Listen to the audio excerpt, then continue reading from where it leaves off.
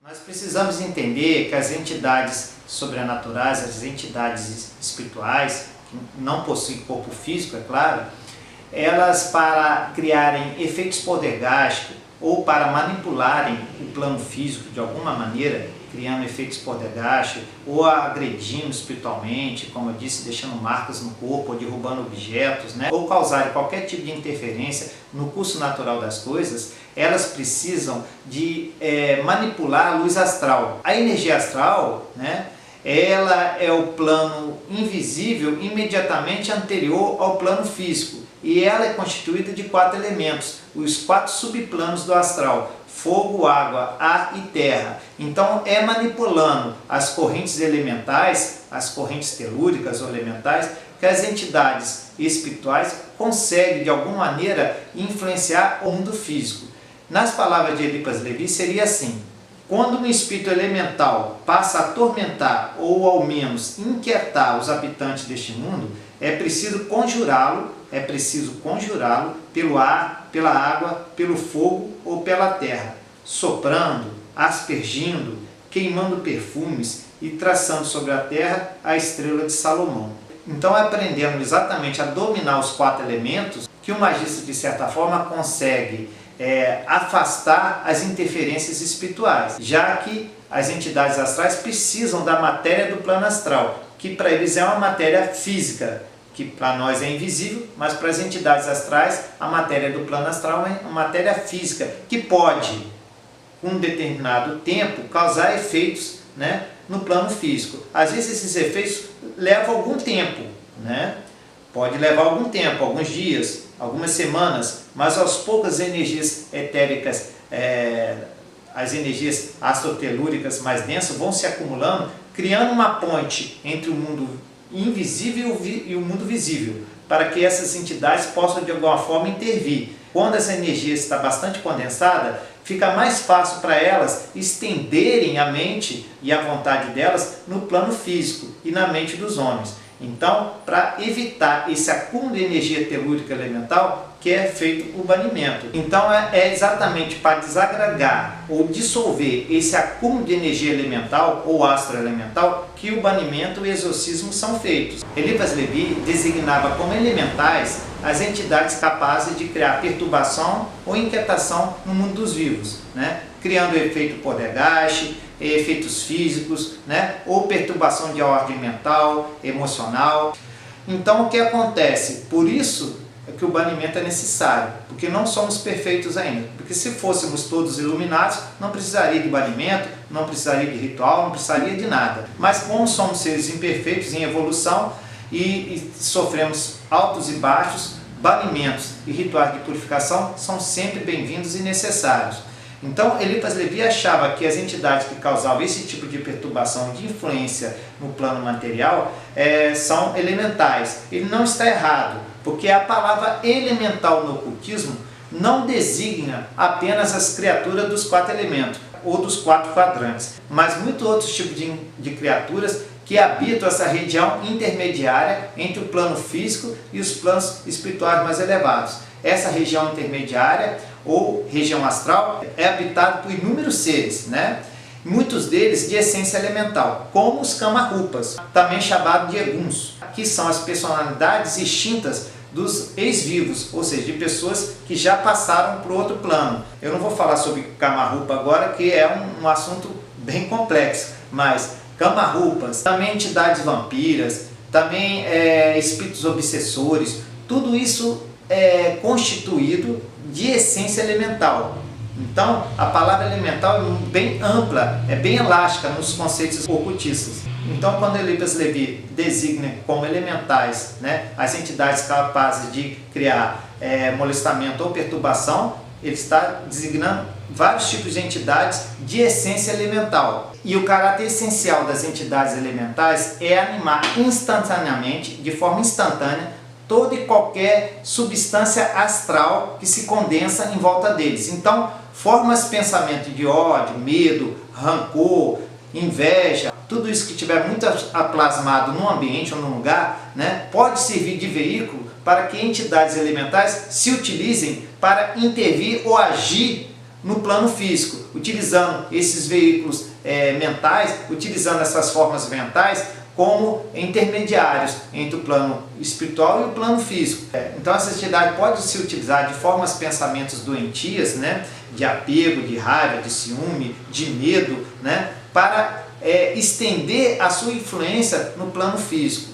Daí, mais uma vez, que o uso da espada e do punhal é muito importante nos rituais de conjuração do 4, porque o punhal, ou a ponta metálica da espada ou do punhal, ele dissolve as formas, pensamentos, né, que existem num lugar. Porque quando um magista sente que está tendo uma interferência de entidades invisíveis, com o punhal ele pode dissolver, desagregar os coágulos fluídicos criados por formas, pensamentos, e aí essas entidades não terão mais o veículo que se utilizam para se manifestarem e para interagirem no plano físico. Essas formas, pensamentos ou imagens astrais muitas vezes são chamadas de orbes, aqueles coágulos fluídicos que nós vemos muitas vezes em fotografias, né, ao redor de pessoas que executam ou terminaram um ritual, e você vê pululando ao redor dessas pessoas, ou mesmo numa festa, num ambiente assim descontraído, você vê uma fotografia com vários pontos de luzes, né? Pontos luminosos, brilhantes, rodeados de substância fluorescente, né? Que aparecem nas fotografias, né? De festas, de rituais muitas vezes, né? É o resíduo da energia elemental, ou o resíduo da energia etérica que é liberada durante o ritual, energia emocional, energia de expectativa, de medo, ou de admiração, ou de raiva, ou de inveja. E se você se aproximar dessas bolinhas, você conseguir uma aproximação máxima, você vai ver que elas às vezes assumem forma de olhos, garras, né, rostos, né? E isso justamente são coágulos fluídicos que as entidades elementais se utilizam, né, as entidades astrais se utilizam para criarem formas metamorfas. Porque uma das características das entidades elementais, né, ou astrais, seja como for, é que eles são seres metamorfos. Eles podem assumir formas diferentes, formas de animais, zoomórficas de animais, ou formas antropozoomórficas de animais e homens, ou seres fantásticos. Então essas formas muitas vezes você vê não só em rituais, ou no fim de um ritual, ou no início de um ritual mágico, muitas vezes eu já vi, as pessoas tiram foto de rituais, aparecem esses pontos luminosos. Mas também eu já vi em reuniões de escritório, em festas de empresas, em ambientes religiosos, como em santuários, igrejas. São coágulos fluídicos de substância heterofísica que podem ser utilizados pelas entidades invisíveis para interagirem no plano físico, muitas vezes de maneira muito sutil, que a pessoa não percebe de imediato, mas que com o tempo vai se tornando mais incisiva, mais forte. Aí a pessoa procura, né, os trabalhos de desobsessão, os trabalhos de exorcismo, vão nos centros espíritas, vão nos terreiros, nos templos de kardecistas, para o quê? Para se limparem, para se purificarem. Mas muitas vezes as energias não estão só nelas, na maioria das vezes não, mas também na residência, no trabalho, onde elas convivem no dia a dia, né? Daí que uma só sessão de limpeza ou de purificação não resolve, a pessoa tem que ir várias vezes até acessar a fonte ou a causa do problema, que geralmente vem de uma influência externa à pessoa. Então eu quero enfatizar que é utilizando justamente o metal da espada ou do punhal que você pode dissolver, né, desagregar esses conglomerados fluídicos, esses orbes, essas energias, né, heterofísicas que pululam no ambiente astral, dissolvendo essas conglomerados fluídicos e cortando, inibindo a capacidade que as entidades astrais têm de intervir no plano físico, porque elas utilizam dessas energias como ponte ou veículo para se manifestarem. Então você tira a capacidade delas se manifestarem e de causarem qualquer tipo de efeito poltergeist ou obsessivo sobre as pessoas. E esse é um dos recursos. Eu já tive presente em duas situações em que fomos fazer uma limpeza energética numa pessoa que estava sob aparente obsessão, só que a gente não sabia, né? Essa pessoa estava com obsessores, e ao fazer a limpeza no corpo etérico dessa pessoa, com a espada, materializou sangue. Materializou sangue, tá? Na espada e no chão, né? Uma vez até se ouviu, parece um gemido. Então o que acontece? As entidades elas estão num plano invisível, num plano dimensional paralelo ao nosso, mas conectados às pessoas que elas estão obsidiando ou causando problemas. Então está ali, conectado com ela. Quando você passa um instrumento metálico com a força das orações, com a força da egrégora, que não é só passar a espada ou punhal, você tem que estar ali imbuído da força da egrégora, do ritual, das palavras de poder e tudo mais, você consegue atingir essas entidades.